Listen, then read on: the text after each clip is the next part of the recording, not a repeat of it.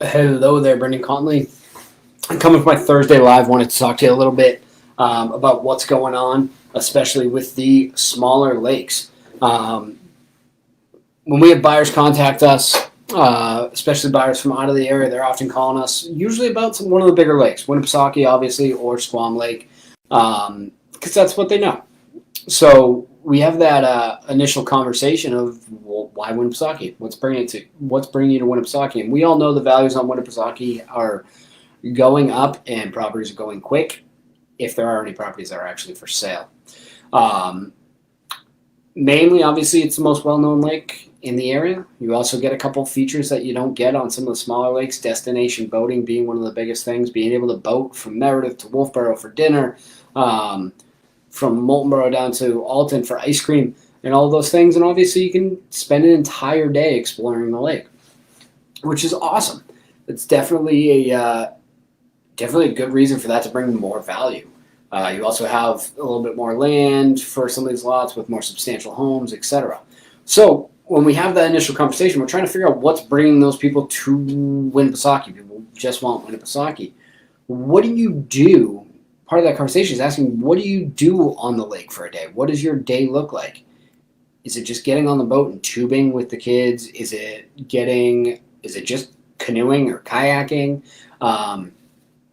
Is it just going and sitting at a sandbar somewhere? Some of these smaller lakes can definitely offer some of those amenities. It could be a really good option for you. Some of the lakes I'm thinking about, we have Waukee-Wam, Winnisquam, Opeechee right in the area, and then Winona a little bit less known, Canesaca over here. But the second conversation we start talking about is budget. I mean, the big lake, I'll refer to it, Winnipesaukee, is becoming a little unaffordable for most, even some of the island properties. So when you have that different budget, we start talking about and you only want waterfront property, start talking about the lakes that can give you what you want out of your daily activities, be it winter or summer, what you want your lifestyle to look like on a lakefront property. Winnisquam, for example, no problem going down and hanging out at the sandbar, tubing. You've got a bunch of space. There's no real horsepower limit, so you're good. You get plenty of decent fishing over there. Waukee-Wam, a bit smaller, but still enough to ski, surf on, anything like that. You have some really good options. But when it comes down to that budget question, that's where we're a little bit concerned, because honestly, these smaller lakes, you don't get the deal that you used to get. These properties are selling for significant amounts of money, over $1 million in most cases. I mean, there's actually, and we're having the same inventory problems. It's not like the small lakes are selling more than the big lake. I just checked, and as of this very moment, there is nothing for sale on Waukee-Wam, Opeechee, or Winnisquam for exclusively owned private waterfront homes. There are 6-ish properties under contract between the three. 2 real private residences under contract pending on Winnisquam. There are 0 on Opeechee, and there's 2 on Waukee-Wam. All under contract in less than a week, essentially. One took actually 8 days. One a little bit longer, 43 days. So these properties are moving just as quickly and for similar prices. It's starting to look like these smaller lakes, just like Winnipesaukee, you're looking at $1 million to get waterfront. Maybe high 800s. We're seeing a couple go for a cabin. We've seen a couple sell in the mid 6s. Condos get a little bit lower from there, or the cabin condex combinations that we have.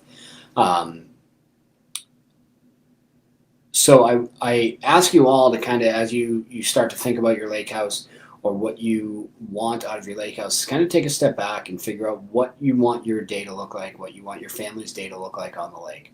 How do you want to enjoy it? And let us help guide you into the right location, the right lake for that. Making a change from Winnipesaukee to Winnisquam might not be a bad move for you. From Winnipesaukee to Waukee for the right budget, you get a little bit more of a substantial house than you might get on Winnipesaukee, and you get a lot of the same things. Keep in mind, some of these smaller lakes, you're often going to have a smaller boat. What's stopping you for the couple times a year that you actually want to be on Winnipesaukee, pulling the boat out, driving over to Winnipesaukee, and putting it in? So that's really all I have to talk about tonight. I just wanted to kind of inform you.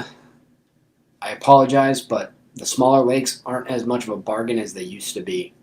They're still a really good option for a lot of people, but you're not getting the massive deal that a lot of people come into this market thinking they might get just getting on a smaller lake. Other than that, if you have any questions about what's going on in the market, where everything is, if you've thought about selling your house, just thought about it, give us a call and let's have a conversation about what your property might be worth. I know it's difficult for many to figure out where they're going to go afterwards, what their in-between option may be between selling and buying or renting, etc. But we do have a stable of buyers that we're looking to place in places and that may be willing to wait for you to buy a house. We're trying to build this swap program. See, some of those properties may fit into what you're looking for.